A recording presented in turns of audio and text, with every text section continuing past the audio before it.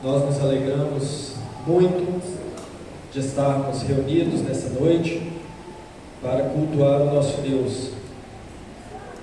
Não há nada que cabe melhor ao povo de Deus do que se ajuntar para adorá-lo.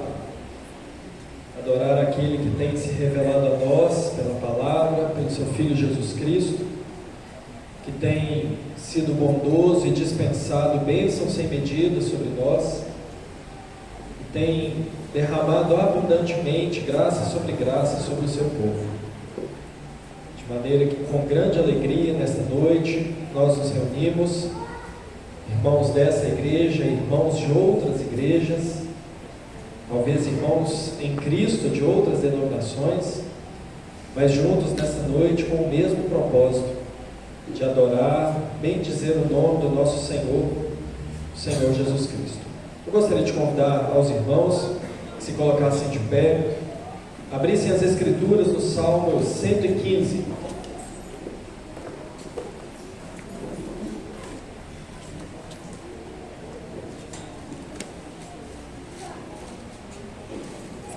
Salmo 115. Faremos a leitura de todo o Salmo e faremos essa leitura a uma só voz. Salmo 115. Leiamos juntos a palavra do Senhor. Não a nós, Senhor, não a nós, mas ao teu nome dá glória, por amor da tua misericórdia e da tua fidelidade. Porque diriam as nações: onde está o Deus deles?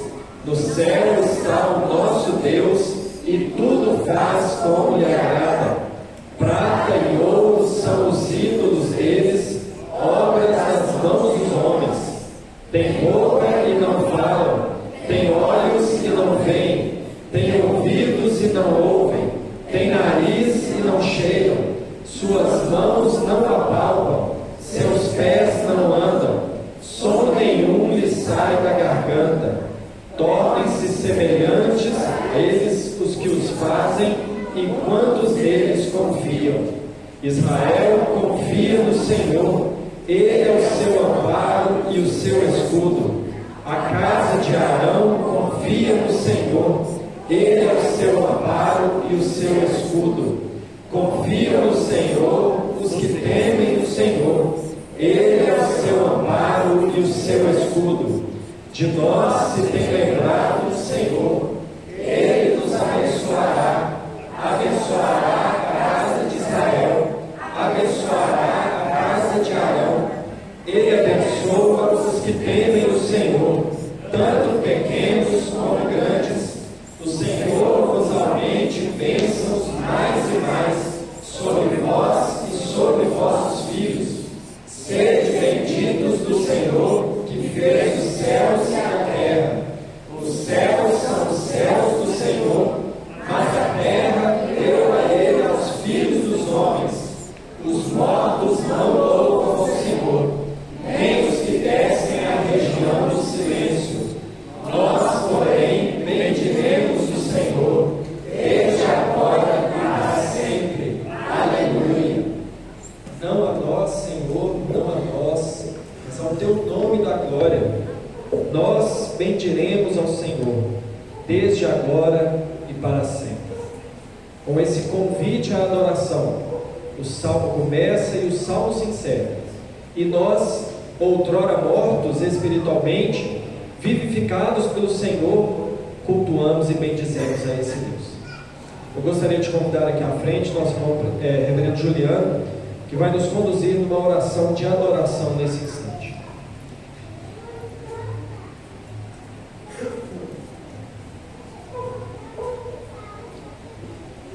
Nosso Deus, nosso Pai, nós te louvamos, ó Deus, em nome de Jesus, por essa noite, ó Deus e Pai, festiva, por essa noite, ó Deus, de adoração, porque somente o Senhor é merecedor, nós não somos. Cabe a nós a alegria de estarmos aqui como concílio, irmãos, ó Deus, em Cristo, estamos aqui, ó Deus e Pai, celebrando juntamente com essa igreja, mas ao Senhor, ó Deus e Pai, ao Senhor somente, a glória, ó Deus, seja dada. hoje e para todos sempre. Agradecemos, ó Deus e Pai, por essa igreja que nos recebeu. Te adoramos e te louvamos, porque depois de um tempo, ó Deus e Pai, muito turbulento, o Senhor Deus se agradou de abençoar essa igreja com o ministro, e que nós oramos, ó Deus, e pedimos que seja de fato, ó Deus e Pai, um ministro fiel, cuidadoso, amoroso com essa igreja, ó Deus e Pai, nos ajudando esses irmãos a darem essa glória que só o Senhor merece, não apenas no culto, mas no culto da vida, no dia a dia, na família, no trabalho, para que nós possamos viver, ó Deus, para a honra, glória e louvor do Teu santo nome. Ó Deus, agradecemos. Se agrade nos abençoar, se agrade derramar suas bênçãos, ó Deus, sobre, ó Deus, o seu povo aqui reunido, ó Deus, na mediação de Jesus, para que o nosso culto seja em espírito e em verdade, para que o nosso culto, ó Deus e Pai, te agrade, ó Deus e Pai, e principalmente para que o Senhor confirme, ó Deus, sobre a vida, ó Deus, do Emerson, as suas bênçãos para o ministério. Ó Deus, obrigado. É a nossa oração em nome de Jesus. Amém, Deus. Até aqui o Senhor nos guiou e com a sua mão nos ajudou. Vamos adorar ao Senhor ainda de pé, cantando o hino 179, Saudação, que tem como cor essa confissão do guiar e do auxiliar do Senhor sobre o seu povo.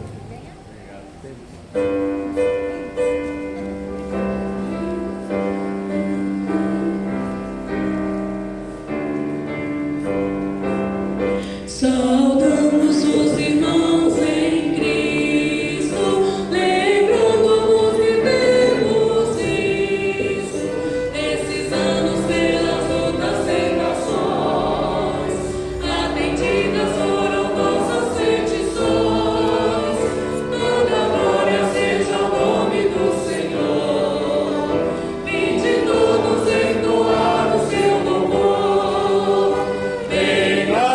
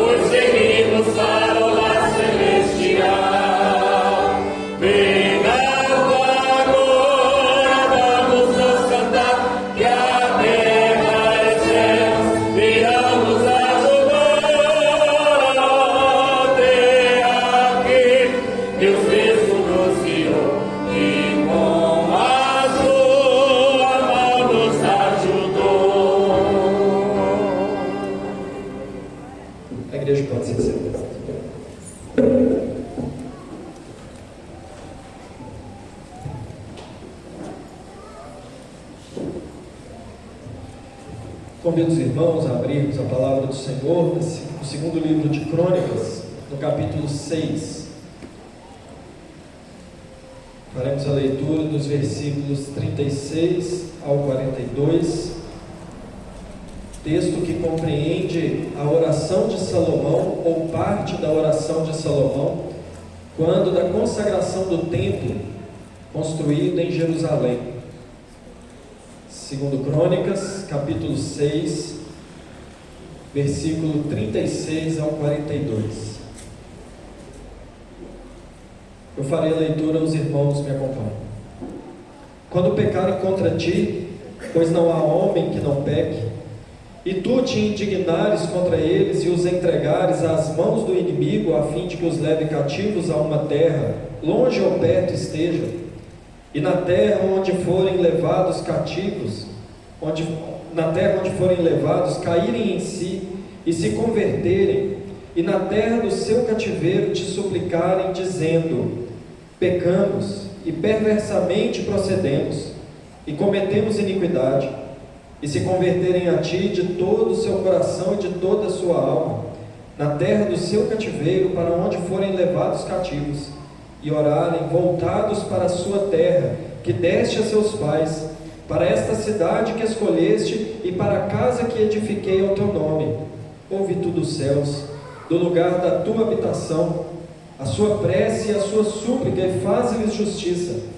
Perdoa o teu povo que houver pecado contra ti. Agora, pois, ó meu Deus, estejam os teus olhos abertos e os teus ouvidos atentos à oração que se fizer neste lugar.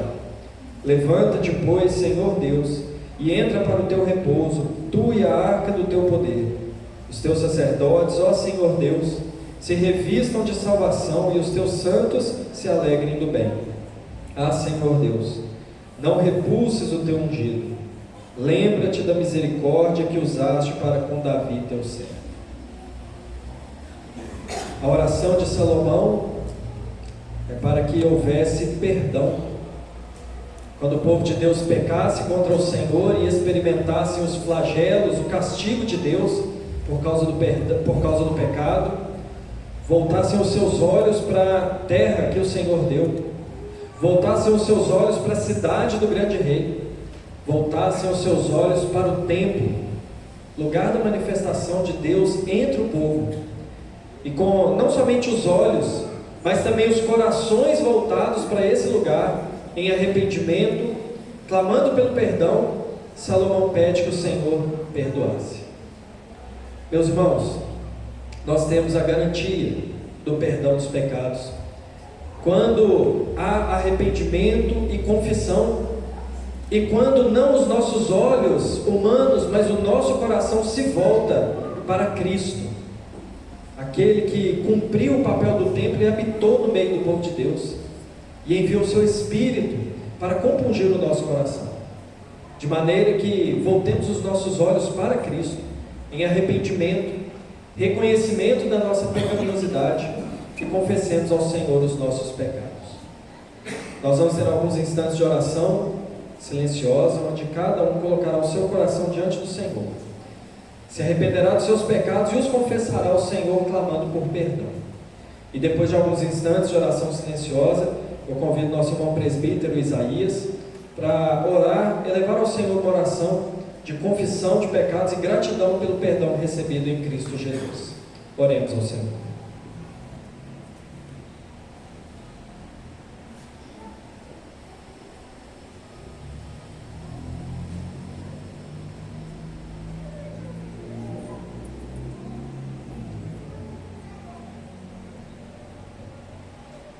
Eterno Deus, Pai, mais uma vez estamos diante do Senhor, Pai, com nossos corações contritos. Pai, nós, pecadores, entramos mais uma vez em Tua presença, rogando ao Senhor que nos perdoe. Pai, perdoa o meu pecado, Pai, eu sou o mais vivo pecador. Pai, o Senhor, pela Tua graça, pela Tua misericórdia e graça, pela imensa graça, nos alcançou. Pela Tua graça, pelo Senhor, nos deu a oportunidade de retornar, Pai, a comunhão contigo. Pela Tua graça, Senhor, o Senhor nos deu a oportunidade, Pai, de ter comunhão com os irmãos. Pela Tua graça, Senhor, nos deu a oportunidade de olhar novamente, Pai, com uma visão para o alto, Pai, certos da salvação. Pai, mesmo não, Senhor, merecedor dos nossos pecados, pecamos diariamente, mas o Senhor, Pai, Senhor misericordioso, grandioso, o Deus de amor, tem nos dado o acesso, Pai, ao Senhor, ao perdão. Muito obrigado pelo Teu grande amor. mesmo nós não sendo merecedores, nos amou de uma forma incondicional, dando ali o teu filho, o único filho, a verter ali teu sangue, teu precioso sangue, para que nós estivéssemos novamente comigo contigo. Obrigado, Pai, por tão grande obra. Pai, obrigado porque por esse amor nós temos condição de retornar, Pai, aos serviços do Senhor. Muito obrigado, Pai, em teu santo nome. Amém. Convido os irmãos se colocarem de pé.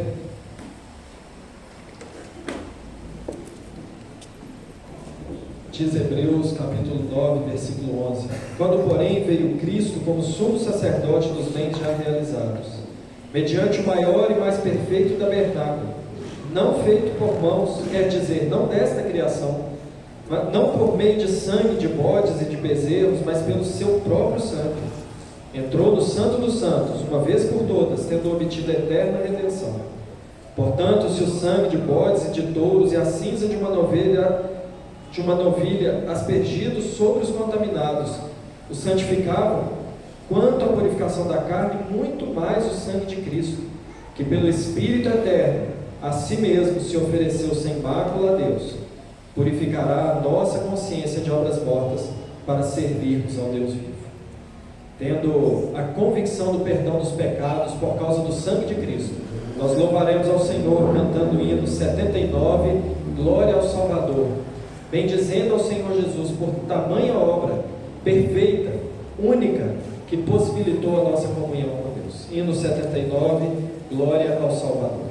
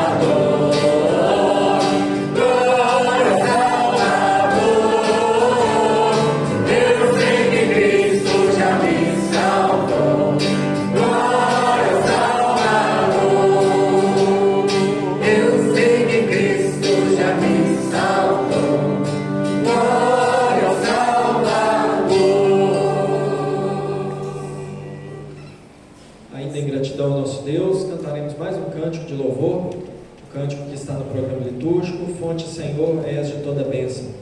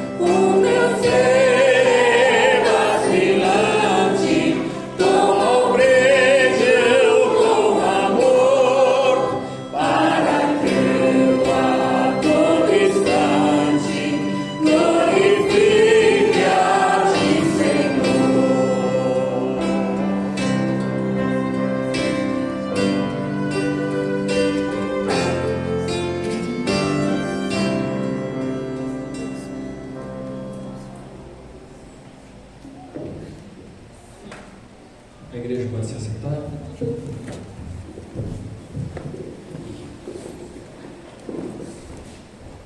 Gostaria de convidar aqui à frente o reverendo João Marcos, será o pregador dessa noite.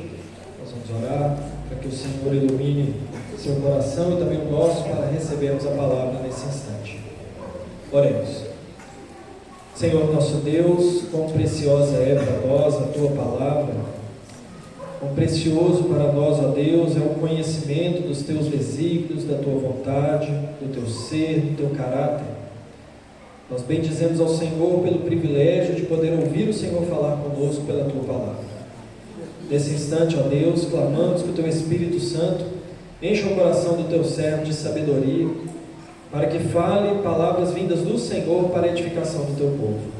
E a nós que ouviremos, que o Senhor nos dê coração sábio pelo Teu Espírito Santo, para ouvirmos, nos atentarmos e aplicarmos a Tua palavra. Assim nós oramos confiados no Senhor, em nome de Jesus. Amém. A graça e a paz do nosso Senhor Jesus seja com cada irmão nesta noite. Muito bom estar aqui mais uma vez, que o Senhor possa ministrar em nosso coração. Eu convido você a abrir a palavra de Deus, a primeira carta do apóstolo Pedro, no capítulo 5. Nós faremos a leitura do verso 1 até o verso 4. 1 de Pedro, capítulo 5, do 1 ao 4.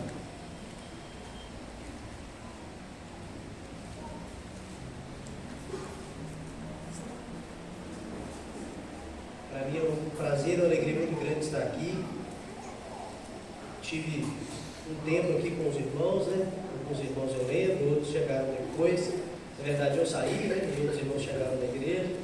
É bom rever alguns irmãos, uma igreja que me acolheu, o tempo que eu passei por aqui trabalhando com os irmãos. Na verdade não, né? Dando trabalho para os irmãos, né? E aprendendo, né? Com os irmãos da caminhada da fé. Então para mim é uma alegria muito grande. E uma alegria muito grande também poder ministrar a palavra de Deus hoje, fazendo referência, né, à ordenação do Emerson. Deus abençoe sua vida. O Emerson veio com a Lafayette fazer trabalhos evangelísticos quando eu era adolescente, né, e achou que ia escapar de mim, então eu pedi de novo, né, Emerson? Então, louvado seja Deus.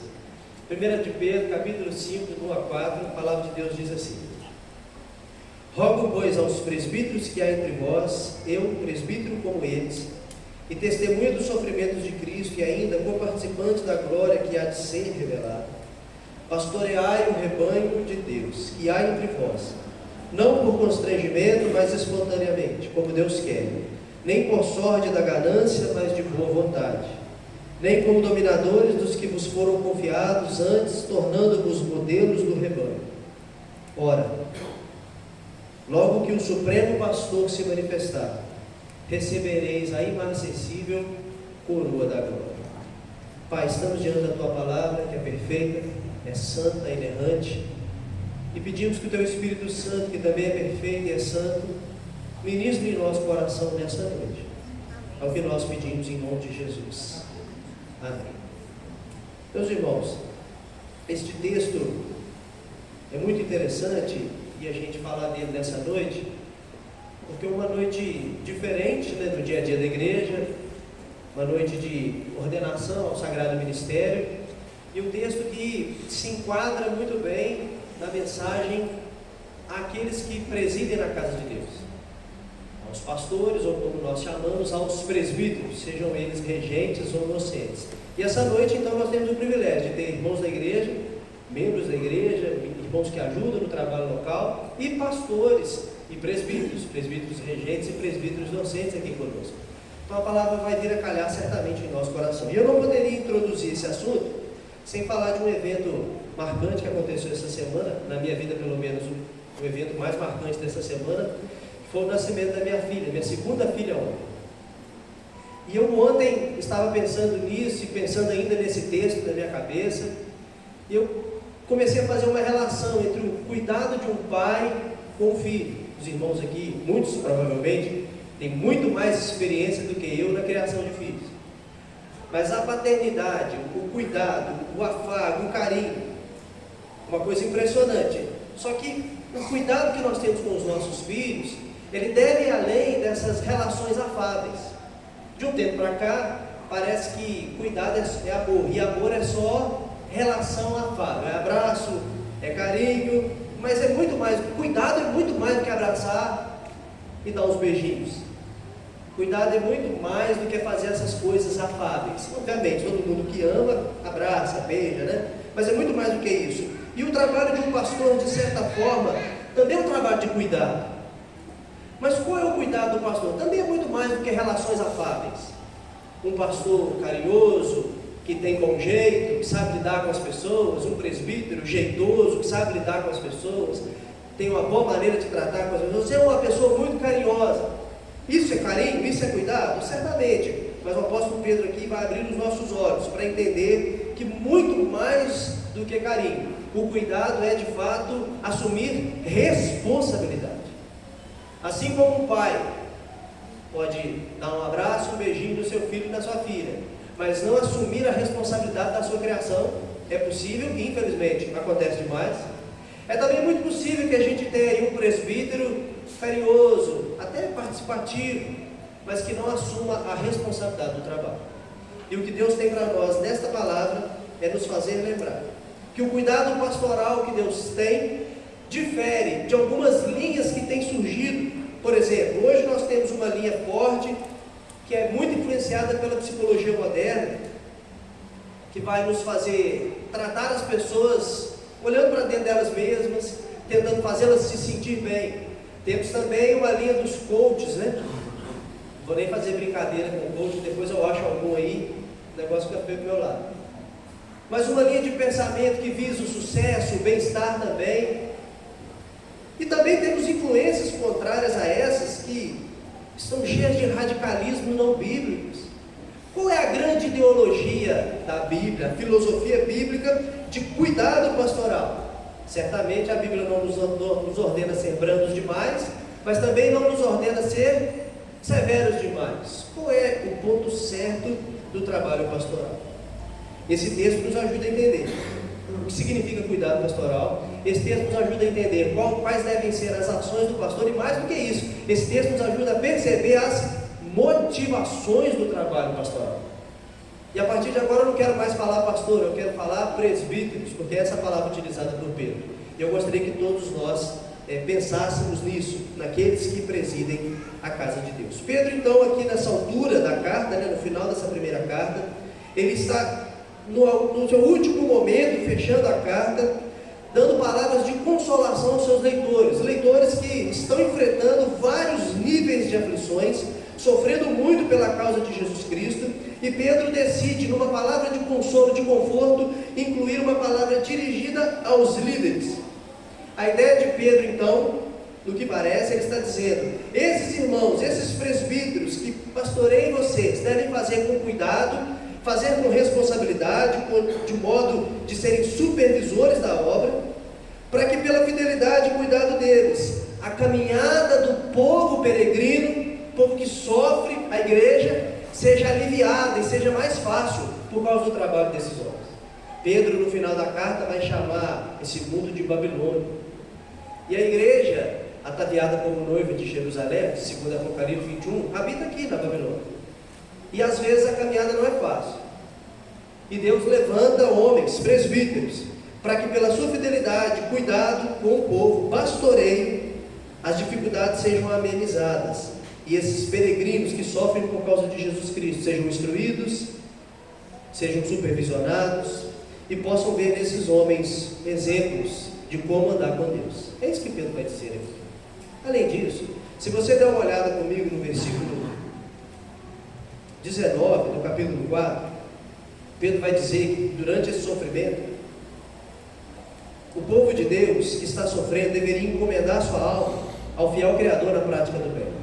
Entregar a vida ao Senhor fazendo o bem. E, para falar a verdade, a gente tem muita dificuldade de fazer o bem quando a gente está sofrendo injustamente. Quando a gente sofre porque merece, a gente abaixa a bola, abaixa as orelhinhas, né? E fica quieto. Mas quando a gente sofre injustamente, a raiva toma conta da gente. A raiva da injustiça. E Pedro manda com que esses irmãos permaneçam entregando a sua vida a Deus, ao exemplo de Jesus Cristo, que quando foi ultrajado não ultrajou, mas entregou com orações a sua vida ao Senhor, o reto juiz. A igreja também deve permanecer fazendo a obra de Deus, fazendo o bem, mas às vezes é difícil fazer o bem. E a Bíblia então vai dizer que os pastores da igreja devem ajudar o povo de Deus a encomendar a sua alma ao seu povo, encomendar a sua alma ao Senhor e continuar fazendo o bem, continuar fazendo o que Deus nos manda fazer. Certamente não é tarefa fácil. Então Pedro roga, Pedro apela aos presbíteros. E Pedro diz que é presbítero igual a eles. Nós estamos diante de um apóstolo. Mas Pedro não se intitula neste momento de apóstolo. Pedro se intitula como um presbítero. E a palavra que ele utiliza aqui é raríssima no Novo Testamento. E é uma palavra que significa co-presbítero, companheiro de presbitério. Pedro está dizendo: olha, eu estou com vocês na jornada. Apesar de eu estar no grupo de apóstolos do nosso Senhor Jesus Cristo, eu me identifico com vocês como um pastor, como um presbítero também. Estamos juntos na jornada.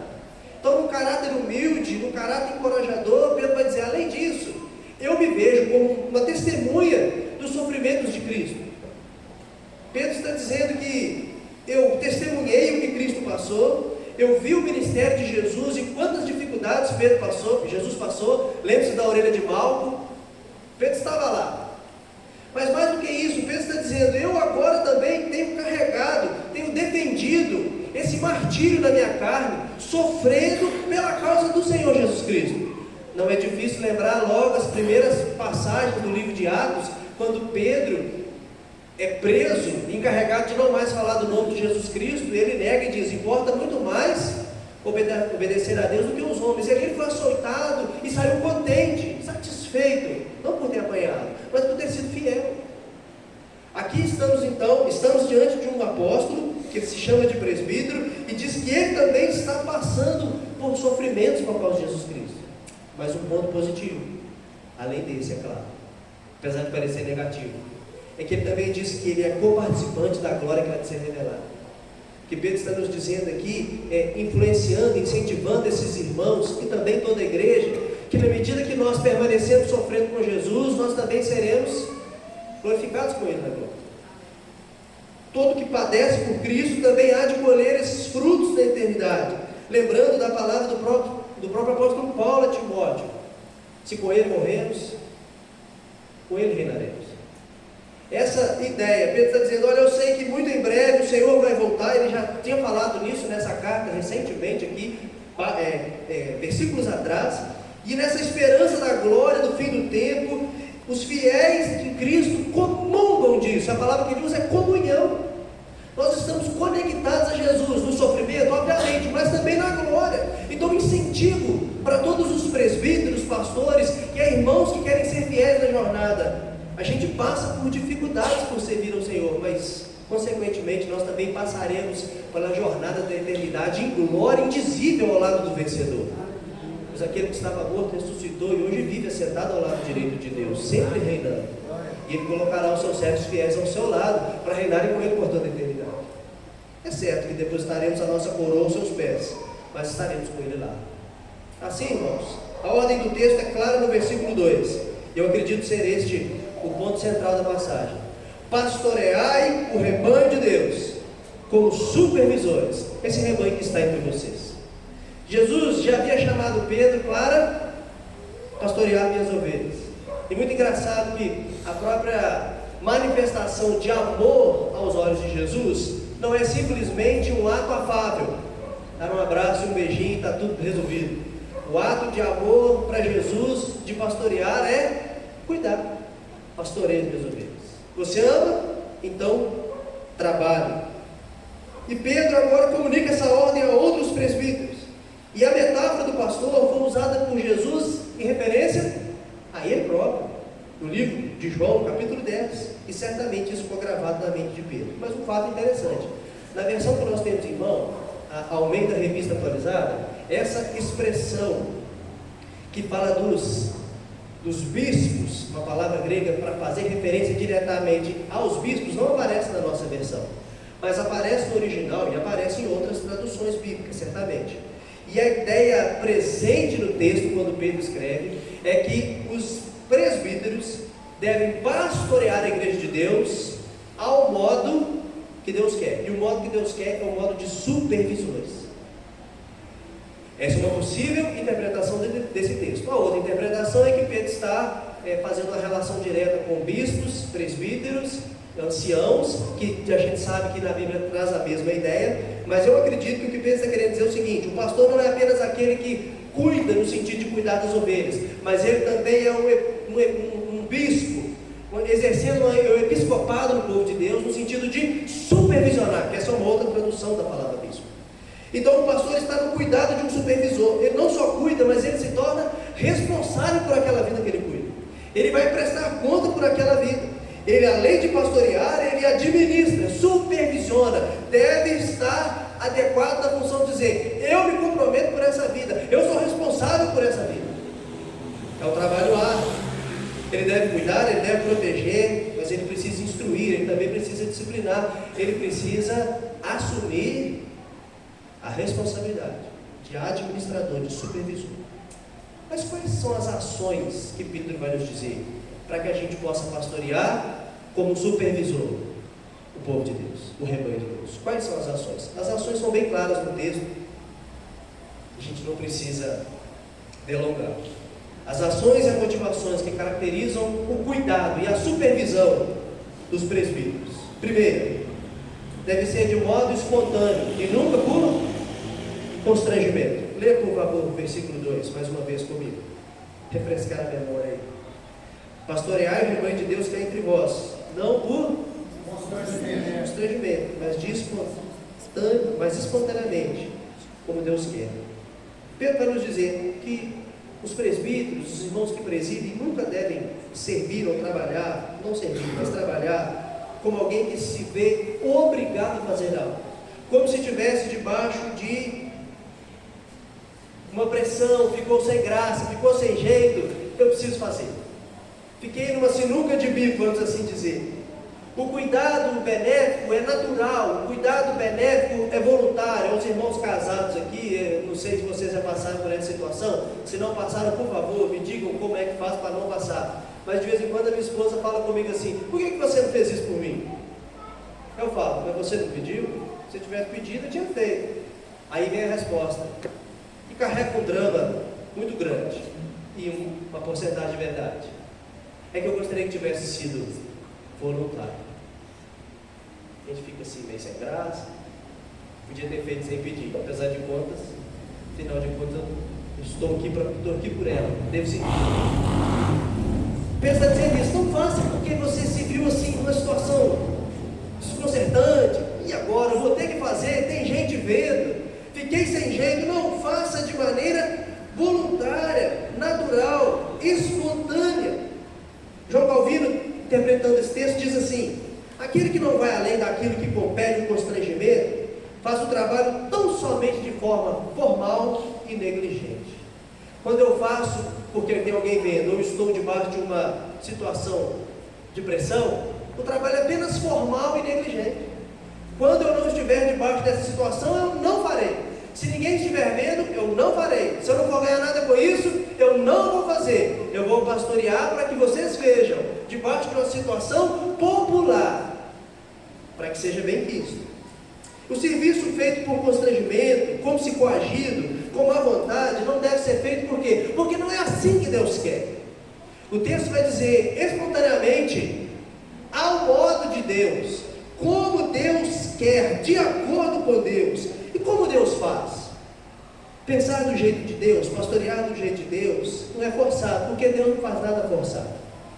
Até mesmo quando ele morreu na cruz em nosso lugar, a palavra de Deus diz que ninguém matou Deus, ninguém mata o Filho de Deus. Ele voluntariamente se entregou. Lembre-se disso: ninguém tira minha vida, eu mesmo a entrego. E entrega por amor de nós. Jesus não foi constrangido, Jesus não foi coagido, Jesus não foi obrigado. Voluntariamente Ele se doou por mim e por você. Assim, o nosso trabalho com o rebanho do nosso Senhor, e aqueles que querem se voluntariar, querem servir também na obra de Deus, não como oficiais, mas como irmãos leigos que se dedicam ao trabalho, devem ser sempre de modo espontâneo e voluntário. Se alguém precisa ser coagido a fazer, certamente não agrada a Deus. A segunda ação, ainda no verso 2, de boa vontade e não por sorte da ganância. Leiamos. Nem por sorte da ganância, mas de boa vontade. Finalzinho do verso 2. Essa antítese, essa segunda antítese de Pedro agora faz uma crítica específica à avareza. Obviamente Pedro não está falando assim: olha, os pastores, os presbíteros que são remunerados a partir de hoje, tchau, bebe água, come gelo, não tem mais salário para ninguém. Obviamente isso não é um ensino bíblico. A própria palavra de Deus diz que digno é o trabalhador do seu salário. O apóstolo Paulo, inclusive, a carta aos Coríntios, na segunda carta, ele diz que ficou arrependido de não ter cobrado dos irmãos remuneração e cuidado que não tiveram com ele. Outras igrejas o sustentaram enquanto ele trabalhava lá. Ele fazia tenda, né?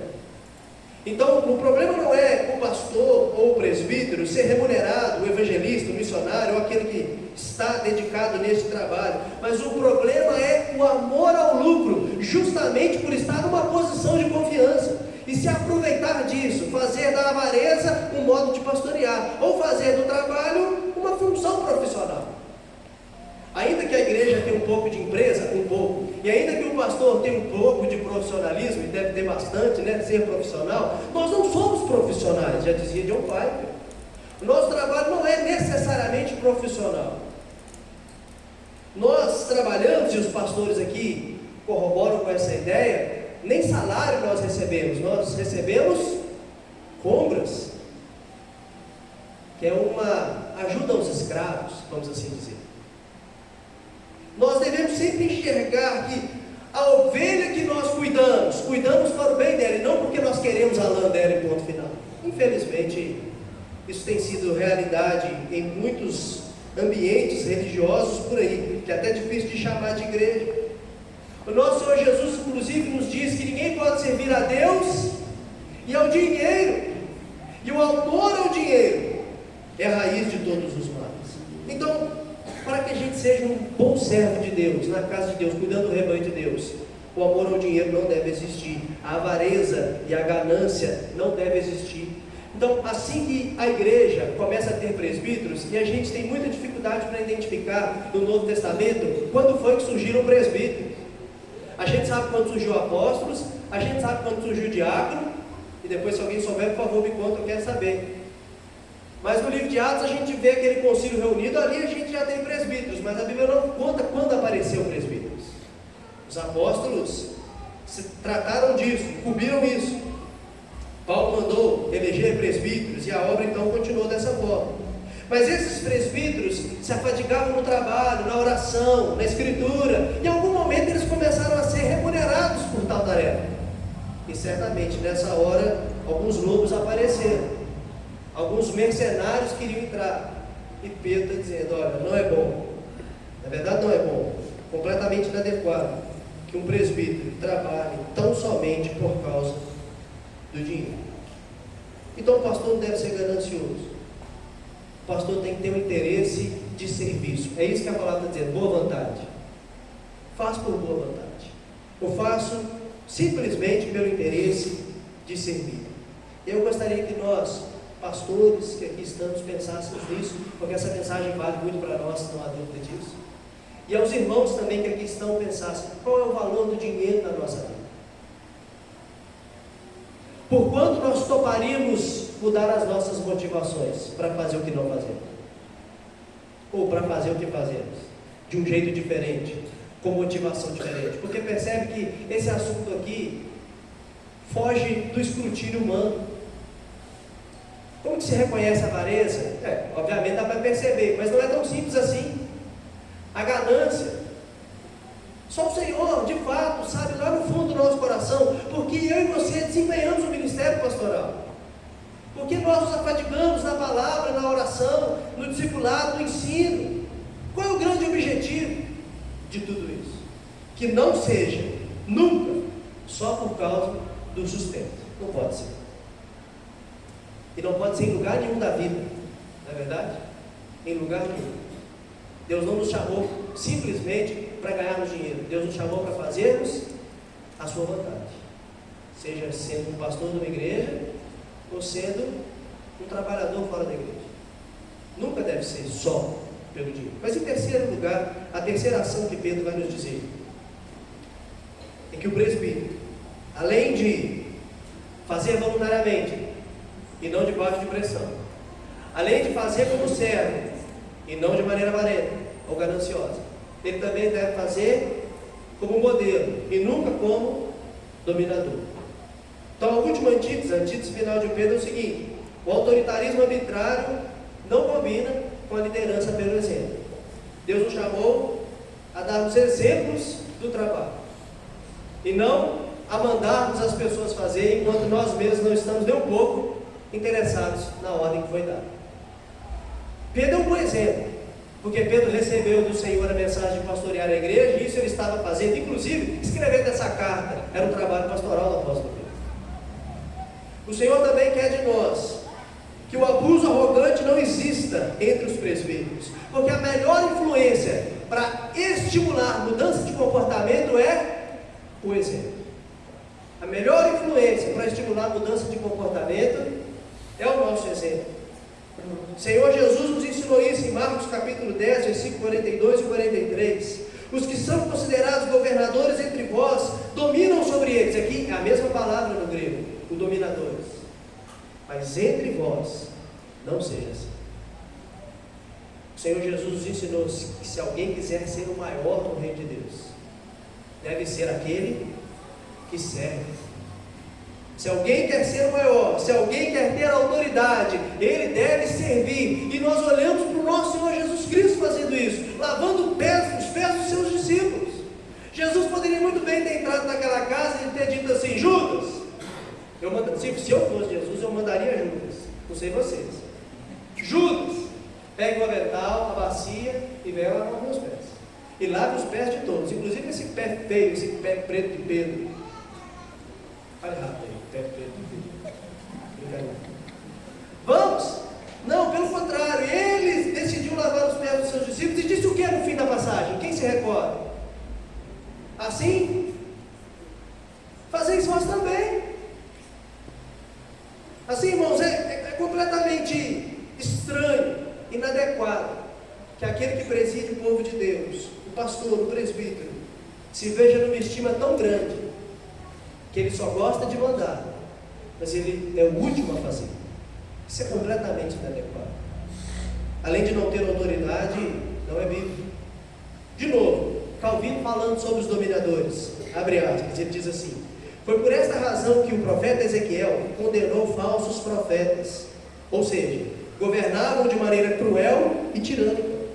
Cristo igualmente condenou os fariseus, porque colocavam fardos insuportáveis nos ombros do povo, os quais nem sequer tocavam, nem mesmo com o dedo. A semelhança dos falsos profetas, a semelhança dos fariseus, Pedro está dizendo: terrível é aquele que pastoreia de maneira dominadora. É muito terrível ver alguém que tem um posto mais alto na hierarquia religiosa, na hierarquia, né, entre o povo de Deus, obviamente aqui na terra, sendo o mais mesquinho, o mais privilegiado. Vamos ser sinceros, o pastor da igreja é o mais privilegiado de todos. Estou falando isso com muito cuidado, para não parecer soberba nossa, mas é um privilégio inexplicável no meio do povo de Deus, ser chamado para ser um ministro do Evangelho. É um privilégio, porque ao olhar para nós, quem é suficiente para tal tarefa? Seja verdadeiro consigo mesmo. Quem é suficiente? Qual de nós que aqui estamos somos suficientes para tal tarefa? É um privilégio inexplicável.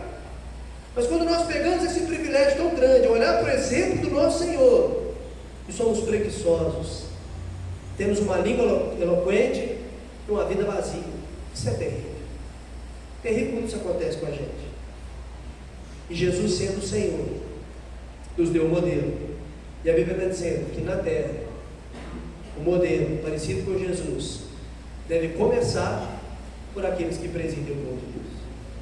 Talvez nessa hora a gente precisa baixar a cabeça e lembrar de algumas coisas na nossa vida que não combinam nem 1% com aquilo que Jesus é e Jesus faz. Pelo menos na minha vida eu sei, há coisas que precisam melhorar. Também é verdade na nossa casa, né? O pai, a mãe que quer criar seu filho, ele precisa, além de ordenar a autoridade do pai, ele precisa, sobretudo, fazer para que os filhos possam copiar. Não é diferente na igreja. Só que uma coisa interessante, esse texto tem uma outra dificuldade de interpretação, que ele fala que este povo foi confiado a eles como dominadores do que vos foram confiados. A ideia do que vos foram confiados, o texto utiliza a ideia de porção, herança, o agrupamento de terra, uma ideia de lote, que futuramente acabou se tornando a palavra para clero. A ideia de Pedro, na interpretação que eu achei a mais prudente, eu não vou falar as outras aqui, o tempo não permite, é que aqueles que foram entregues a nós, foram entregues como uma porção da parte de Deus, como uma herança de Deus, um tesouro de Deus, que devem ser cuidados de maneira que gere confiança. O texto está dizendo que Deus nos mandou dar um exemplo ao povo, porque esse povo é visto aos olhos de Deus como um tesouro, uma porção, uma herança preciosa, que deve ser cuidada. Seguindo Deuteronômio 32:9, porque a porção do Senhor é o seu povo, Jacó é parte da sua herança. Confiadas aos cuidados de quem? Dos presbíteros do Senhor, chamados por Deus para pastorear, supervisionar, cuidar do povo dele, que é chamada de herança de Deus. Por isso, toda vez que nós começarmos a perder a paciência com os irmãos da igreja, e às vezes acontece, nós precisamos lembrar que eu e você, como ovelhas de Jesus Cristo, somos uma herança do próprio Senhor, comprado com o precioso sangue do Cordeiro, sem defeito, sem mal. Ao lembrar de cada ovelha rebelde, como nós também outrora fomos no passado, devemos lembrar: isso aqui é herança de Deus. Não parece, mas é fato. Há uns bodes por aí, é verdade. Mas eu estou falando de ovelha. A conclusão do texto, o encorajamento final a todos os presbíteros. Pedro diz, lê comigo por favor aí o versículo 4 para a gente finalizar. Ora, logo que o Supremo Pastor se manifestará, recebereis a inacessível coroa da glória. A palavra que Pedro utiliza é pastor-chefe. Muito interessante Pedro chamar Jesus de pastor-chefe, supremo pastor, o primeiro pastor, aquele que está lá antes de todos. Ainda, Emerson, que você seja pastor titular, você ainda é auxiliar, que o pastor titular sempre será o Senhor Jesus Cristo. E assim que ele se manifestar, essa ideia é maravilhosa, porque essa verdade possui duas implicações. A primeira, o Supremo Pastor vai voltar como o chefe da obra, o gerente desse lugar, o dono de tudo isso. E ele quer saber, de fato, a prestação de contas do que fizeram com as minhas ovelhas, ou o que deixaram de fazer, que deveria ter sido feito e não foi feito. Porque se você olhar aí para as palmas da sua mão, você não vai ver nenhum furo, vai? Eu acho que tem alguns homens que acharam que morreram pela igreja, as mãos deles estão furadas. Olhar para a minha mão, não vejo furo nenhum. Os furos estão na mão daquele que morreu por ela, já comprou com sangue precioso. Eu e você, e cada irmão que aqui está, prestaremos conta ao Supremo Pastor, aquele que é dono da igreja. Agora, isso também é muito maravilhoso, porque além de ser uma palavra que nos estimula a fidelidade, também nos estimula a confiança e a coragem. Sabe por quê? Porque por melhores que nós sejamos, por mais eloquentes, por mais conhecedores da Bíblia, por mais exegetas que a gente possa ser, por mais dedicados no trabalho, visita assim 10 famílias todo dia, aleluia,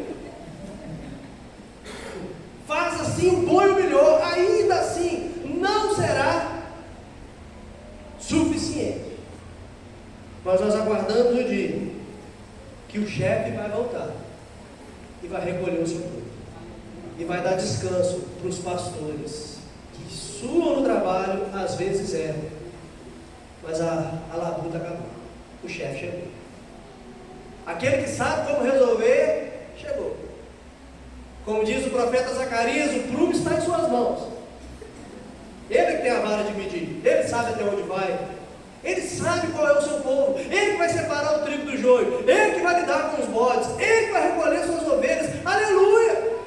Aguardamos esse dia, que nós daremos passo para trás para o Senhor, não tem mais nada a fazer, eis o Senhor aqui pastoreando bem o teu povo, aleluia.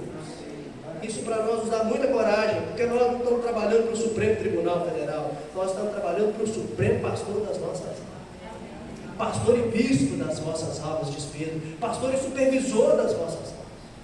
Sem encorajador. Não trabalhando para Hernando Dias Lopes, não trabalhando para Augusto Nicodemus, por mais que a gente diga, não trabalho para ele. Não trabalhando para Roberto Brasileiro, tão pouco para João Calvino. Trabalhando para Jesus Cristo, o Senhor da igreja. Isso é estimulante, né? Deve ser estimulante. E qual é a bênção disso? Aos fiéis. Vocês vão receber uma coroa que nunca perde o brilho. Pedro agora está fazendo referência a um vencedor que recebe uma coroa de amarantino, uma coroa de uma flor vermelha, uma flor que não perde o brilho, Qual dona de casa aqui nunca teve aquela samambaia que morreu e quase arrancou um pedaço do seu coração? Aquela plantinha que você gostava tanto, uma praga acertou, morreu. Planta é assim. O próprio Jonas ficou indignado com a planta que morreu. Planta morre. Agora, a coroa que o Senhor tem para nós não é feita de era, de salsa, de murta, de oliveira, de carvalho, seja o que for. É uma coroa incorruptível, que não murcha.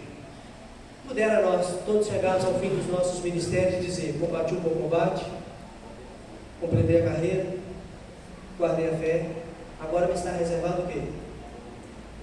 A coroa. Não somente a mim, mas todos aqueles que amam a sua vinda, disse o apóstolo Paulo. Eu gostaria que isso fosse uma frase da minha vida, bem velhinha, e que seja na vida de todos nós. Eu quero finalizar. A filosofia, irmãos, então, bíblica, para pastorear a igreja, é a junção entre cuidado e supervisão. A gente não pode ser nem brando demais, para não ser chamados de covardes. E não podemos ser nem duros demais, para que nos falte o amor. Uma palavra de ânimo. Todos aqueles que participam do sofrimento de Cristo, e o ministério pastoral tem alguns sofrimentos, eu sei poucos deles ainda. Também iremos um dia co-participar da glória, da honra, do brilho, que será revelado no dia final com o Senhor Jesus Cristo. As ações e as motivações envolvem a voluntariedade em lugar da obrigação, o serviço em lugar da ganância, o exemplo em lugar do autoritarismo. E para a igreja, os irmãos que estão aqui e não são oficiais, não são presbíteros, apesar desse texto ser endereçado especialmente ao ofício pastoral, podemos aplicar esse texto a todos nós. Sabe por quê? Porque a Bíblia diz que nós devemos pastorear uns aos outros. Uma das grandes marcas de uma igreja madura é uma igreja que se discipula e uma igreja que pastoreia uns aos outros. A Bíblia manda que a gente ore uns pelos outros, que a gente aconselhe uns aos outros, que a gente louve uns com os outros, que a gente chore com os que choram, que a gente se alegre com os que se alegrem. Então, o pastor não é só o que prega. Oficial pode até ser, mas pastor, o coração de pastor pode ser dado a cada um dos irmãos. Ainda que durante a semana tenham outras obrigações, nada os impede de ajudar o pastor da igreja local a pastorear uns aos outros. Assim fica bem mais fácil. Assim aumenta o número de ovelhas, mas também aumenta o número de pastores. Afinal de contas, Pedro mesmo vai nos dizer que nós somos o quê? Sacerdotes reais. Esse privilégio também é dado a cada um de nós que aqui estamos. Cuidar uns dos outros, exortar uns aos outros. Agora, quem é suficiente para essas coisas? Quem pode ser um bom líder para o povo de Deus que sofre nessa terra, rumo à pátria celestial? Ainda que a gente tenha um conhecimento bíblico apurado, ainda que no decorrer dos anos a gente tenha uma boa prática, ainda que a gente tenha bons projetos, ainda que a gente saiba motivar bem as pessoas, nada é suficiente para essa tarefa.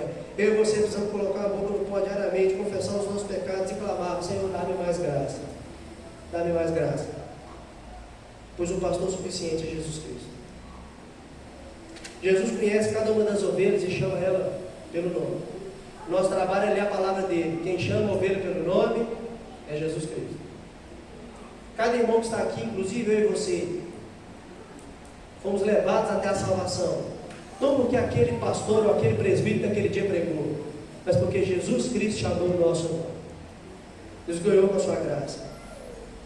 Então, se você ainda não foi pastoreado, não é pastoreado por Jesus Cristo, tão pouco será pastoreado por um pastor local.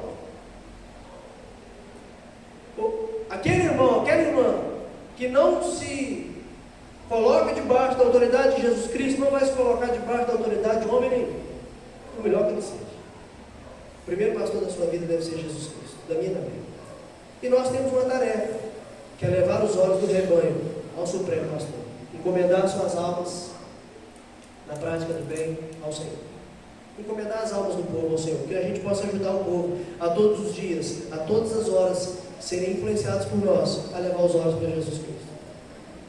Lembrar que o rebanho não é nosso, lembrar que um dia teremos descanso, lembrar que um dia Jesus Cristo vai estabelecer o seu reino perfeito na terra. E aos presbíteros e aos irmãos, uma palavra de esperança, de fé.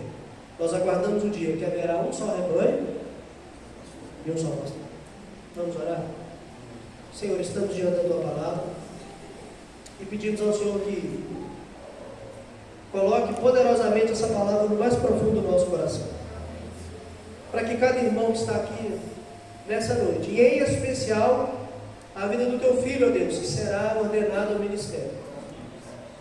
Possa se comprometer, se responsabilizar em pastorear o rebanho de Deus. Que o Senhor nos ajude, Deus, a dar o nosso melhor, ainda na certeza de que o nosso melhor não é suficiente.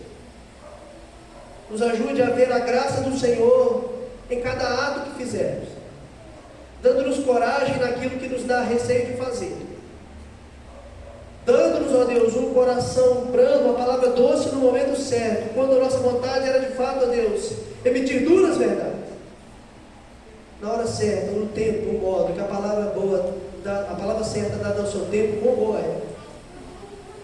Senhor Deus, abençoa a vida dos irmãos, que eles sejam pastoreados pelo próprio Senhor Jesus Cristo, que todos nós possamos nos interessar em sermos fiéis, ainda que sofrendo, para que um dia possamos receber a imarcessível coroa da glória das mãos de Jesus Cristo. Em nome dele nós oramos, amém.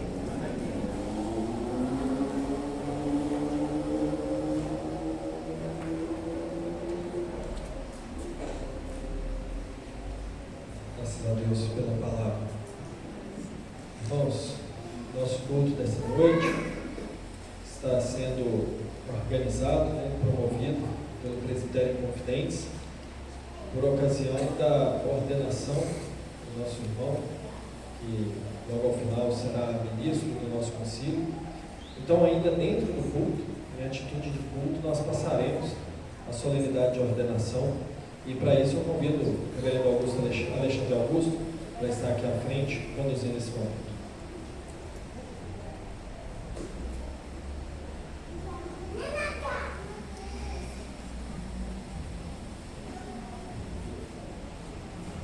Boa noite, meus irmãos. Esse hoje uma caminhada, um percurso na vida do nosso irmão Jefferson, e se inicia um novo percurso, uma nova caminhada, agora mais árdua, mais difícil, mas também mais gratificante. Para se tornar pastor da Igreja Presbiteriana do Brasil, há um longo percurso que precisa ser lembrado por todos nós. Em primeiro lugar, é necessário que o pretenso ministro se demonstre vocacionado para o ministério pastoral e sinta-se internamente vocacionado para aquilo. Em segundo lugar, a igreja precisa reconhecê-lo como vocacionado aos seus próprios cuidados. Dali em diante, o pretenso candidato se apresenta ao conselho da igreja local, sendo aprovado por este, passa a ser observado. Depois de determinado tempo, apresenta-se ao presbitério, novamente coloca-se à disposição do presbitério para ser observado, avaliado, presta-se um vestibular para determinado curso teológico, e então, por em torno de 4 anos, se submete aos estudos teológicos de maneira avançada, para se preparar para o ministério da palavra dos sacramentos e, consequentemente, o pastoreio do povo de Deus. Durante esse período é submetido a diversas avaliações, não só no seminário teológico, mas também no próprio presbitério, e sempre sob o escrutínio da igreja local, a quem serve, pregando, dando estudos, visitando, aconselhando, e já de alguma forma, lógico com algumas limitações, pastoreando o povo. Por fim, sendo aprovado em todas as suas matérias, é convidado, ou melhor dizendo, convocado a comparecer perante o presbitério. Ali ele é novamente avaliado, agora com mais vigor, mais rigidez, profere o seu primeiro sermão de prova, e também passa pela sua primeira sabatina, onde apresenta conhecimentos teológicos e destaca aspectos da sua vida piedosa. Sendo assim, é licenciado, condição sobre a qual o início dessa noite encontra-se o nosso irmão Hermes. Licenciado, continua desenvolvendo o trabalho, mas com vistas à ordenação. Ordenação a qual nós expectamos hoje à noite acontecer com o nosso irmão. Mas não é tão fácil assim. Mesmo licenciado, o candidato mais uma vez profere o sermão de prova. Essa matinada agora de maneira mais profunda quanto aos seus conhecimentos teológicos. E sendo assim, mais uma vez aprovado, torna-se habilitado à ordenação pastoral. Nosso manual de culto apresenta as seguintes palavras quanto à ordenação pastoral, em instruções que eu convido toda a igreja, e especialmente o nosso irmão licenciado, o Emerson, a ouvirem com boa disposição. O Senhor Jesus Cristo, sobre cujos ombros está o principado, que é chamado maravilhoso conselheiro, Deus forte, Pai da eternidade, príncipe da paz, ele que é rei e cabeça da igreja, havendo subido ao alto e recebido dons para os homens, dotou a igreja com oficiais extraordinários e permanentes, para reuni-la e edificá-la. Os apóstolos, os profetas e os que possuíam o dom de línguas, de curar e fazer milagres, foram oficiais extraordinários, empregados a princípio por nosso Senhor e Salvador, para reunir seu povo de entre as nações, conduzindo a família da fé. Esses oficiais e dotes miraculosos cessaram há muito tempo. Presentemente, o Senhor Jesus Cristo tem conservado em sua igreja os ministros da palavra, ou presbíteros comissionados para pregar o Evangelho, administrar os sacramentos e governar, os presbíteros regentes, encarregados de ajudar no governo, e os diáconos, cujas funções consistem na arrecadação das ofertas dos fiéis para fins piedosos, no socorro aos que na igreja estão necessitados e no cuidado da ordem do corpo. O ofício de ministro da palavra é o primeiro na igreja em dignidade e utilidade. Nas Escrituras são dados diversos títulos àqueles que o exercem, e esses títulos exprimem seus diversos deveres. O ministro da palavra é chamado bispo, porque tem a superintendência do rebanho de Cristo. Pastor, porque dá alimento espiritual ao rebanho. Ministro, porque ele cumpre ser austero e prudente, um exemplo para o rebanho, governar bem a casa e o rebanho de Cristo. Anjo da igreja, porque é mensageiro de Deus, embaixador, porque é enviado a declarar a vontade de Deus aos pecadores e a rogar a eles que por Cristo se reconciliem com Deus. Evangelista, porque anuncia as boas novas de salvação aos ignorantes que estão a ponto de perecer.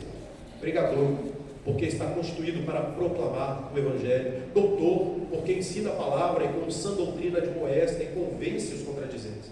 E dispenseiro dos mistérios de Deus, porque dispensa a múltipla graça de Deus e as ordenações instituídas por Cristo. Esses títulos não indicam diferentes graus de dignidade no ofício, mas descrevem todos o mesmo ministro. Achamos-nos aqui reunidos para ordenar mais um ministro da palavra. Deus mesmo é quem chama e faz os verdadeiros ministros da igreja e lhes concede os necessários dotes para o desempenho dos seus deveres. A ordenação, portanto, não é o que faz o ministro ou lhe dá capacidade para o ofício, mas é a admissão autorizada de uma pessoa devidamente chamada para desempenhar o ofício de Deus. A admissão é essa acompanhada de oração e imposição de mãos, segundo o exemplo apostólico. E, portanto, acha-se aqui presente hoje para ser ordenado ministro do Evangelho, nosso irmão licenciado, o Emerson, que deverá se apresentar com vontade aqui à frente.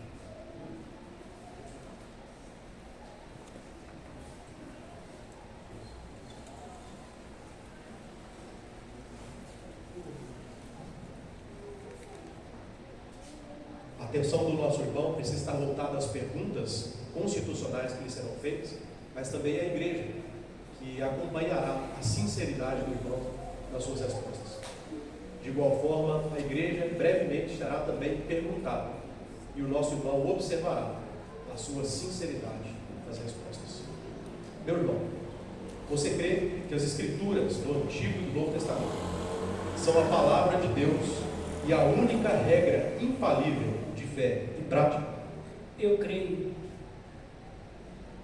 Você recebe e adota sinceramente a confissão de fé e os catecismos dessa igreja como fiel exposição do sistema de doutrina ensinado nas Santas Escrituras? Eu recebo e adoto. Você aprova e sustenta o governo e a disciplina da Igreja Presbiteriana do Brasil? Sim. Promete sujeitar-se aos seus irmãos no Senhor? Eu prometo. Declara que, segundo o conhecimento que você tem do seu coração, procurou o santo ministério movido pelo amor de Deus e pelo desejo de promover a sua glória pelo evangelho do seu Filho. Sim, eu declaro. Você promete manter zelosa e fielmente as verdades do evangelho, a pureza e a paz da igreja, seja qual for a perseguição e a oposição que contra você se levante por esse motivo? Pela graça eu prometo. Promete que, como cristão e ministro do evangelho, será fiel e diligente no exercício de todos os seus deveres, pessoais ou relativos, particulares ou públicos, e se esforçará pela graça de Deus para adornar a profissão do evangelho com sua conversação e andar com exemplar piedade diante do rebanho sobre o qual Deus constituiu a você como bispo? Sim, eu prometo.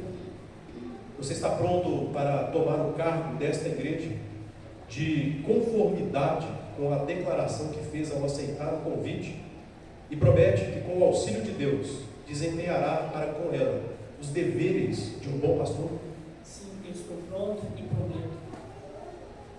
Agora eu peço a todos os irmãos que são membros e congregados aqui da igreja Congonhas a se colocarem de pé.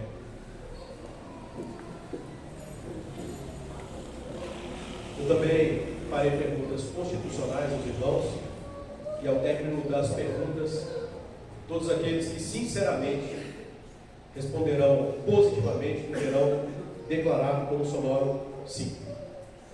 Vocês, povo desta congregação, continuam determinados a receber como pastor o nosso irmão Emerson, aqui presente, a quem vocês convidaram para esse fim?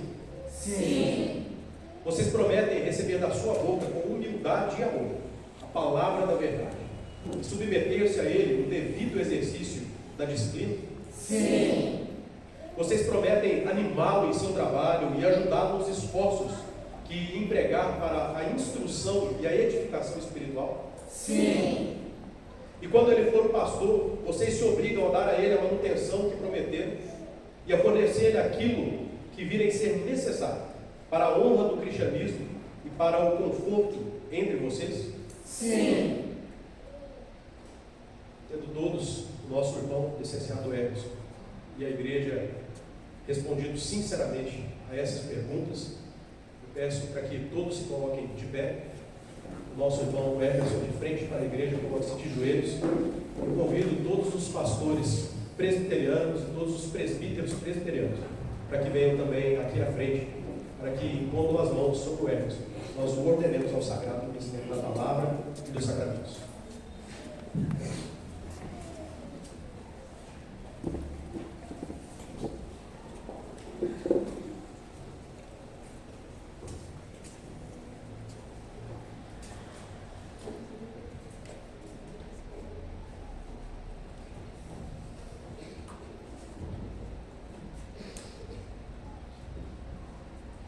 Senhor Deus, Criador dos céus e da terra, sustentador de todas as coisas e Salvador das nossas almas, nós te louvamos, te bendizemos e te damos graças pelo sangue do Senhor Jesus Cristo, que nos remiu, que nos resgatou, que nos trouxe da morte para a vida, a fim de servirmos ao Senhor com integridade, em resposta à grande, maravilhosa e poderosa obra que o Senhor implementou sobre a nossa vida. Nós te louvamos, ó Deus, porque constituísse a este Cristo, o nosso Redentor, como cabeça da igreja, aquele que é o verdadeiro, sumo e supremo pastor das nossas almas. Te louvamos porque o Senhor é aquele que nos congrega como um rebanho precioso do Senhor, e especialmente neste momento nós te louvamos porque a alguns o Senhor compartilhou a bênção, o privilégio, o desafio de ser semelhantes ao Senhor também no pastoreio. E neste momento nós te rogamos, ó Deus, pela vida do nosso irmão, o Emerson, separado pelo Senhor mesmo, para servi-lo de maneira tão especial no ministério da palavra e dos sacramentos, cuidando de parte do rebanho que pertence ao Senhor mesmo, que o Senhor mesmo, ó Deus, que o chamou, confirme cada dia o ministério em sua vida, fazendo-o lembrar, ó Deus, de que ser ministro é ser escravo, de que ser ministro do Evangelho é ser um escravo da mensagem de boa nova de salvação a todo aquele que crê. Seja como Emerson, ó Deus, no pastoreio, que o seu supremo modelo seja o Senhor Jesus Cristo, a fim de que, assim como o apóstolo Paulo, o nosso irmão também possa dizer: sejam meus imitadores, assim como eu também sou de Cristo. É a oração, ó Deus, que nós fazemos, ordenando, como diz a tua palavra, com imposição de mãos, nosso irmão Emerson, ao sagrado ministério da palavra e dos sacramentos, em nome do Senhor Jesus. Amém. O Emerson, nós te damos a destra de companhia para que você tome parte conosco desse ministério.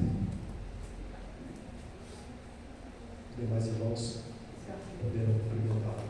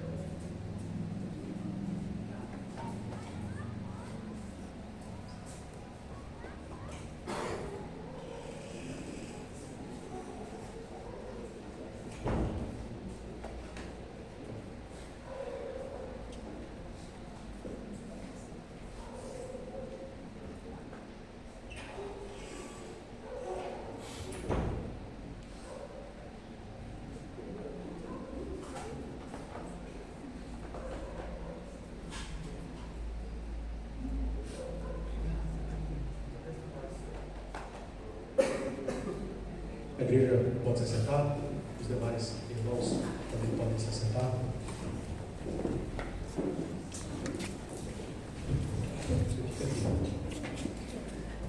Agora, meu irmão, proclamo e declaro regularmente ordenado e investido como pastor dessa igreja. Tudo segundo a palavra de Deus e de conformidade com a Constituição e a ordem da Igreja Presbiteriana do Brasil. Nesta qualidade, você tem o direito a todo apoio, sustento, animação, honra e obediência do Senhor. Em nome do Pai, do Filho e do Espírito Santo. Amém. O ministro recém-ordenado agora recebe exortações e cuidados de um ministro mais experiente, bem como a igreja. Para isso eu convido o reverendo Edilson a que venha à frente e faça a parede.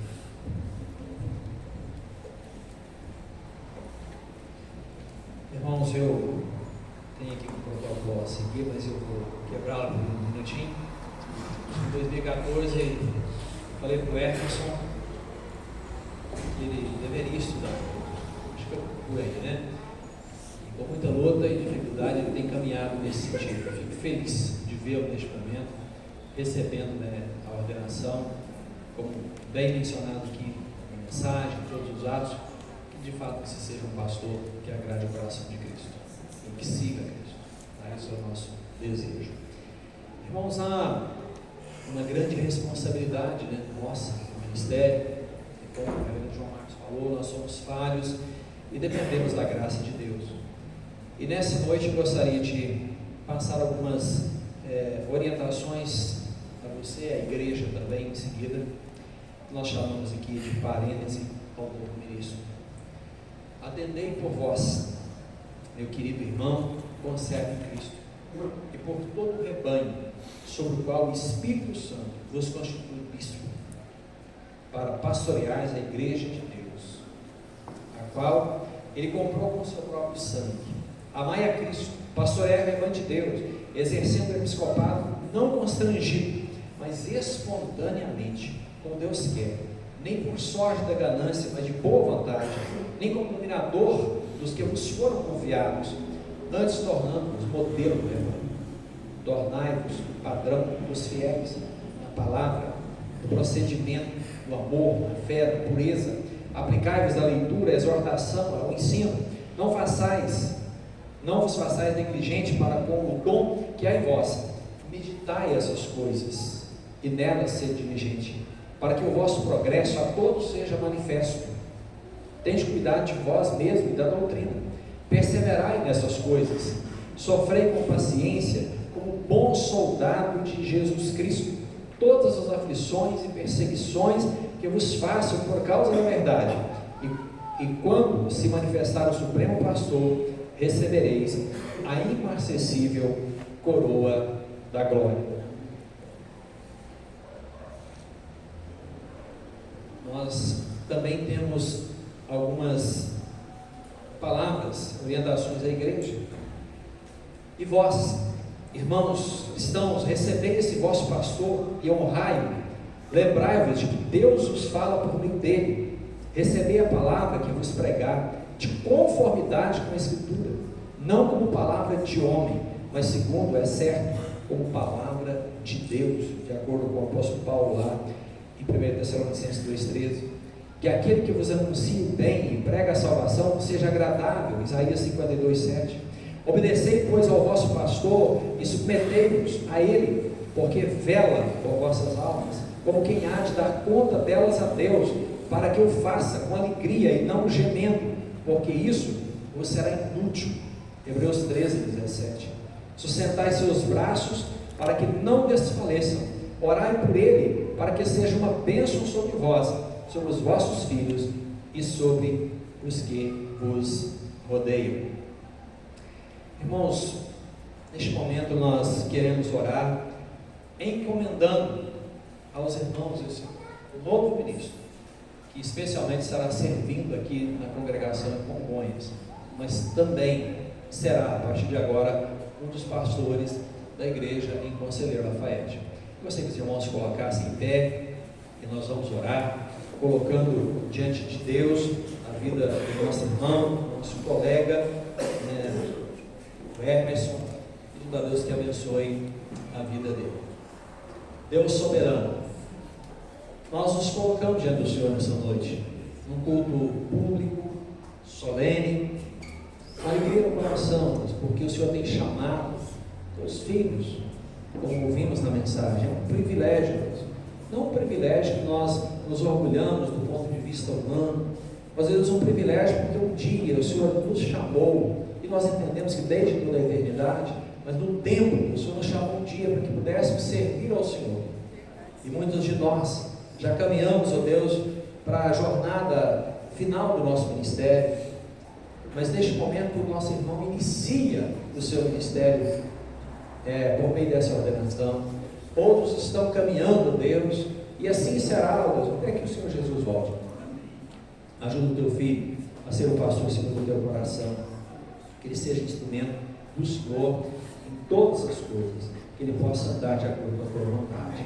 E abençoa a tua igreja, Deus, aqui e por onde quer que ele tenha que andar de acordo com a vontade do Senhor, que possa ouvi-lo no temor do Senhor, orientá-lo naquilo que é necessário, quando se quiser, ó Deus, quando isso for necessário, abençoá-lo, Deus, dentro daquilo que é necessário também, e que a tua igreja seja grata pelo ministro, e que ele, Deus, como ministro, seja grato pela igreja do Senhor, que o Senhor confiou a ele. Obrigado por tudo, abençoa o teu servo, oramos em nome de Jesus. Amém. Amém.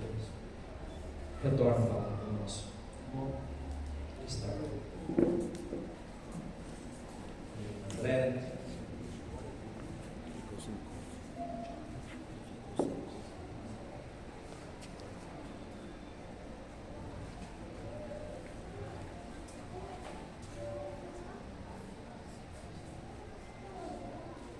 Nós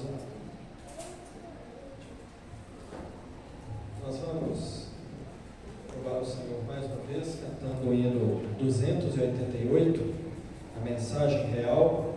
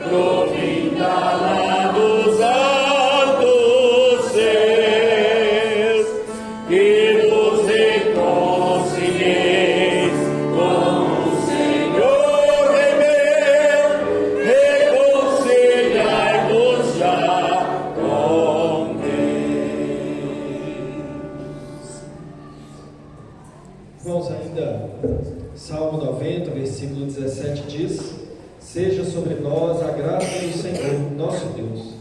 Confirma sobre nós as obras das nossas mãos. Sim, confirma a obra das nossas mãos.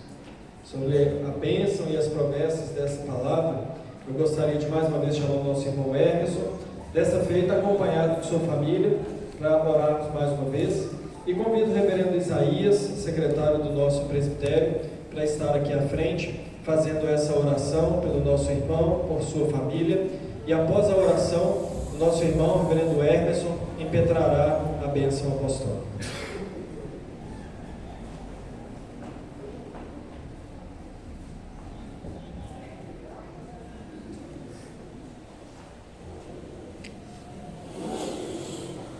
Senhor, obrigado porque somos o seu povo. Povo chamado, antes disso eleito, o tempo chamado, constituído na sua totalidade o corpo de Cristo. Eu lhe agradeço, Deus, porque dentre aqueles que formam este povo, o Senhor separou os seus supervisores, homens falhos, homens ainda marcados pela natureza pecaminosa, mas homens cujo coração é do Senhor, homens que foram comprados e se sentem de verdade escravos do Senhor e dedicam a sua vida ao Senhor. Obrigado, porque esse é o caso do Emerson. O Senhor o escolheu, o separou, e quando o Senhor o escolheu e o separou, o Senhor confiou a ele uma missão. Pensando nessa missão, o Senhor deu a ele uma ajudadora, uma auxiliadora que o correspondesse nessa missão. O Senhor confiou a ele filhos,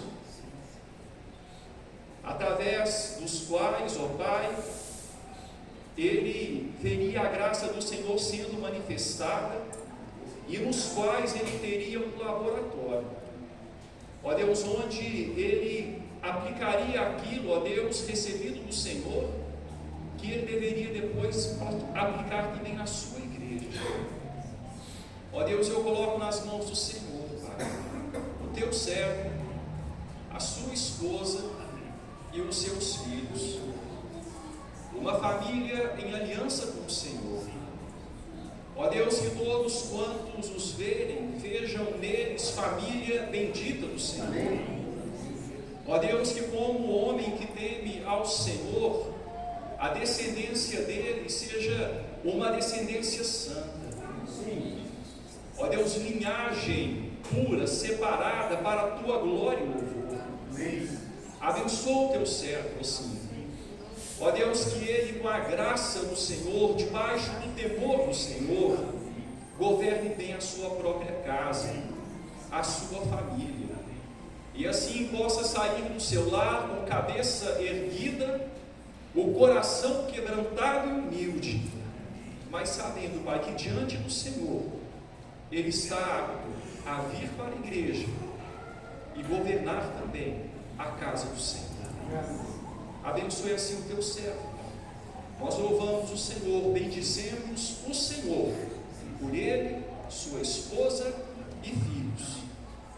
Ó Deus, e mais uma vez nos deixamos nas mãos e nos cuidados do Senhor, o Supremo Pastor, em nome de quem oramos. Amém.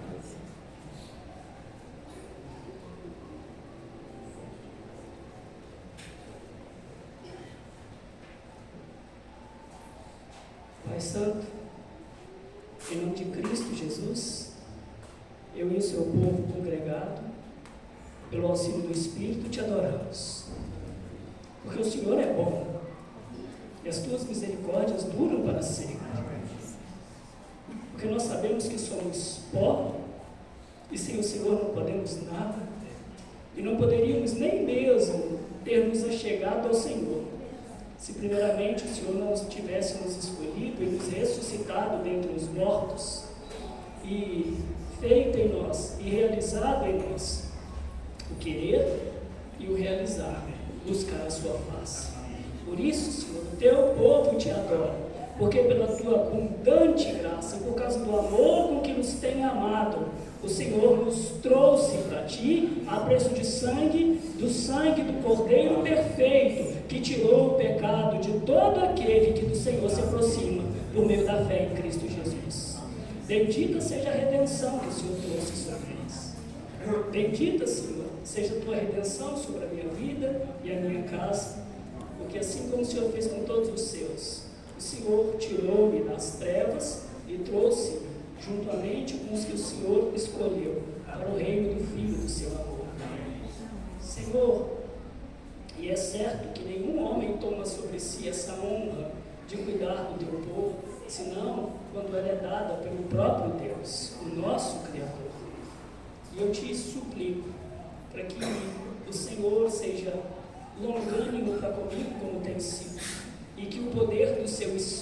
Espírito opere sobre a minha vida, para que com ousadia, com intrepidez, com paixão, com misericórdia, sim, Senhor, não como dominador, mas como imitador de Cristo, não por avareza, mas por boa vontade, que eu possa pastorear esse pequeno rebanho que o Senhor me confiou. Como nos foi dito nesta noite, o tesouro que o Senhor confiou às minhas mãos e a herança que eu hei de carregar comigo pelos séculos dos séculos. Obrigado pela família e a esposa e os filhos, como já foi orado aqui. A pequena igreja que primeiro eu pastoreio, que me obriga a te conhecer mais e dedicar-me mais ao Senhor, e ser mais longânimo e mais amoroso e misericordioso e firme quando é necessário ser. Bendito seja o Senhor por este rebanho, pela vida de cada uma destas ovelhas, aquelas que são amáveis, gentis, dóceis, aquelas que são mais arredias, que me ensinam a longanimidade, a perseverança e a sua bondade.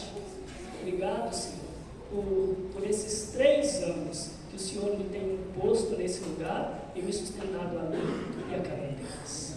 Bendito seja o Senhor pelo PRIM, esse presbitério que me acolheu e reconheceu em mim, juntamente com a igreja, os dons e a vocação do Senhor. Que o Senhor faça destes homens cada vez mais cheios do seu Espírito, mais tementes ao teu nome, mais cheios de toda a sabedoria dos céus, para que possam continuar preparando ministros piedosos e fiéis ao Senhor, para que o teu rebanho seja edificado, alimentado, fortalecido, santificado e glorificado, sendo aperfeiçoado, para que esteja sem mácula e sem ruga no dia de Cristo. Senhor, eu te louvo por esta noite. Eu te louvo por esta honra e graça que concede a mim. E eu te suplico para que o Senhor faça com que o meu coração permaneça reto diante do Senhor, por todos os dias que eu viver. E que a minha vida seja instrumento para a edificação da fé do seu povo. Para que haja regozijo, alegria, para que haja correção, para que haja ensino, para que haja instrução, para que cada um dos que o Senhor me confiou se tornem perfeitos e perfeitamente habilitados para o serviço do Senhor. Em nome de Cristo. Que a graça do Senhor Jesus Cristo e que o amor de Deus Pai Todo-Poderoso e que a comunhão do Santo Espírito seja sobre todos vós e todos os santos que se reúnem em torno da fé, no nome de Cristo Jesus, o nosso Redentor. Amém.